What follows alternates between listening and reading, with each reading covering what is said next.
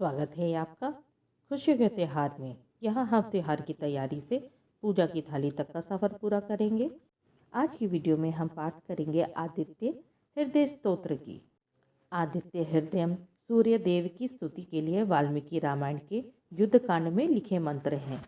जब राम रावण से युद्ध के लिए रण क्षेत्र में आमने सामने थे, उस समय अगस्त्य ऋषि ने श्री राम को सूर्य देव की स्तुति करने की सलाह दी। आदित्य हृदय में कुल 30 श्लोक हैं तथा इन्हें 6 भागों में बांटा जा सकता है। आज के समय में आदित्य हृदय स्तोत्र का पाठ नौकरी में उन्नति, धन प्राप्ति, प्रसन्नता, आत्मविश्वास के साथ साथ समस्त कार्यों में सफलता पाने तथा मनोकामना सिद्ध करने में किया जाता है। सूर्य आदित्य हृदय स्तोत्र हिंदी में। उधर श्री रामचंद्र जी युद्ध से थककर चिंता करते हुए रणभूमि में खड़े थे। इतने में रावण भी युद्ध के लिए उनके सामने उपस्थित हो गया। यह देख भगवान अगस्त्य मुनि, जो देवताओं के साथ युद्ध देखने के लिए आए थे, श्री राम के पास जाकर बोले, सबके हृदय में रमण करने वाले महाबाहु राम, यह सनातन गोपनीय स्तोत्र सुनो। वत्स, इसके जप से तुम युद्ध में अपने समस्त शत्रुओं पर विजय पा जाओगे। इस गोपनीय स्तोत्र का नाम है आदित्य हृदय। यह परम पवित्र और संपूर्ण शत्रुओं का नाश करने वाला है। इसके जप से सदा विजय की प्राप्ति होती है। यह नित्य अक्षय और परम संपूर्ण मंगलों का भी मंगल है। इससे सब पापों का नाश हो जाता है। यह चिंता और शोक को मिटाने तथा आयु को बढ़ाने वाला उत्तम साधन है। भगवान सूर्य अपने अनंत किरणों से सुशोभित हैं। ये नित्य उदय होने वाले देवता और असुरों से नमस्कृत विवस्वान नाम से प्रसिद्ध प्रभा का विस्तार करने वाले और संसार के स्वामी हैं। तुम इनका रश्मिमते नमः, संयुद्धते नमः, देवासुर नमस्कताय नमः, विवस्वते नमः, भास्कराय नमः, भुवनेश्वराय नमः, इन नाम मंत्रों के द्वारा पूजन करो। संपूर्ण देवता इन्हीं के स्वरूप हैं। ये तेज की राशि तथा अपनी किरणों से जगत को सत्ता एवं स्फूर्ति प्रदान करने वाले हैं। ये ही अपनी रश्मियों का प्रसार करके देवता और असुर सहित संपूर्ण लोकों का पालन करते हैं। ये ही ब्रह्मा, विष्णु, शिव, स्कंद, प्रजापति, इंद्र, कुबेर, काल, यम, चंद्रमा, वरुण, पितर, वसु, साध्य, अश्वनी कुमार, मरुदगण, मनु, वायु, अग्नि, प्रजा, प्राण, ऋतुओं को प्रकट करने वाले तथा प्रभा के पुंज हैं।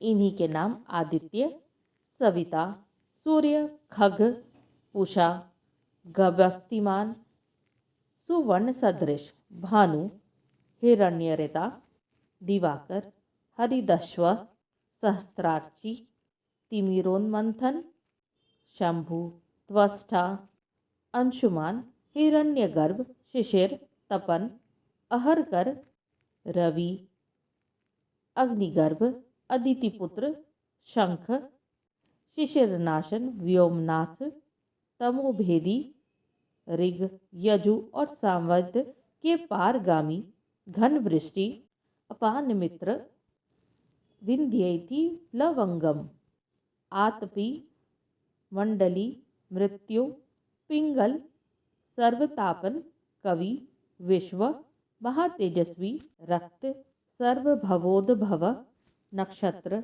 ग्रह और तारों के स्वामी, विश्व भावन, तेजस्वियों में भी अति तेजस्वी तथा द्वादशात्मा हैं। इन सभी नामों से प्रसिद्ध सूर्यदेव आपको नमस्कार है। पूर्व गिरि उद्याचल तथा पश्चिम गिरि अस्ताचल के रूप में आपको नमस्कार है। ज्योतिर्गणों के स्वामी तथा दिन के अधिपति आपको प्रणाम है। आप जय स्वरूप तथा विजय और कल्याण दाता हैं। आपके रथ में हरे रंग के घोड़े जुते रहते हैं। आपको बारंबार नमस्कार है। सहस्त्रों किरणों से सुशोभित भगवान सूर्य, आपको बारंबार प्रणाम है। आप अदिति के पुत्र होने के कारण आदित्य नाम से प्रसिद्ध है। आपको नमस्कार है। आप ब्रह्मा, शिव और विष्णु के भी स्वामी हैं। सूर्य आपकी संज्ञा है। यह सूर्यमंडल आपका ही तेज है। आप प्रकाश से परिपूर्ण है। आपको स्वाहा कर देने वाला अग्नि आपका ही स्वरूप है। आप रौद्र रूप धारण करने वाले हैं। आपको नमस्कार है। आप ब्रह्मा, शिव और विष्णु के भी स्वामी हैं। सूर्य आपकी संज्ञा है। यह सूर्यमंडल आपका ही तेज है। आप प्रकाश से परिपूर्ण हैं। आपको स्वाहा कर देने वाला अग्नि आपका ही स्वरूप है। आप रौद्र रूप धारण करने वाले हैं, आपको नमस्कार है। आप अज्ञान और अंधकार के नाशक, जड़ता एवं शीत के निवारक हैं तथा शत्रु का नाश करने वाले हैं। आपका स्वरूप अप्रमेय है। आप कृतघ्नों का नाश करने वाले, संपूर्ण ज्योतियों के स्वामी और देव स्वरूप हैं। आपको नमस्कार है।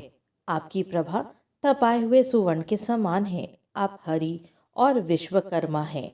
तम के नाशक, प्रकाश स्वरूप और जगत के साक्षी हैं। आपको नमस्कार है।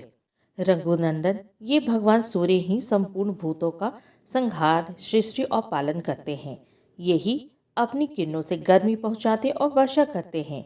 ये सब भूतों में अंतर्यामी रूप में स्थित होकर उनके सो जाने पर भी जागते रहते हैं। यही अग्निहोत्र तथा अग्निहोत्री पुरुषों को मिलने वाले फल हैं। यज्ञ में भाग ग्रहण करने वाले देवता, यज्ञ और यज्ञों के फल भी यही हैं। संपूर्ण लोकों में जितनी क्रियाएं होती हैं, उन सब का फल देने में यही पूर्ण समर्थ हैं। राघव, विपत्ति में, कष्ट में, दुर्गम मार्ग में तथा और किसी भय के अवसर पर जो कोई पुरुष इन सूर्य देव का कीर्तन करता है, उसे दुख नहीं भोगना पड़ता। इसलिए तुम एकाग्रचित होकर इन देवादिदेव जगदीश्वर की पूजा करो। इस आदित्य हृदय का 3 बार जप करने से तुम युद्ध में विजय पाओगे। महाबाहो, तुम इसी क्षण रावण का वध कर सकोगे। यह कहकर अगस्त्य जी जैसे आए थे उसी प्रकार चले गए। उनका उपदेश सुनकर महातेजस्वी श्री रामचंद्र जी का शोक दूर हो गया। उन्होंने प्रसन्न होकर शुद्ध चेत से आदित्य हृदय को धारण किया और 3 बार आचमन करके शुद्ध हो भगवान सूर्य की ओर देखते हुए इसका 3 बार जप किया। इससे उन्हें बड़ा हर्ष हुआ। फिर परम पराक्रमी रघुनाथ जी ने धनुष उठाकर रावण की ओर देखा और उत्साहपूर्वक विजय पाने के लिए वे आगे बढ़े। उन्होंने पूरा प्रयत्न करके रावण के वध का निश्चय किया।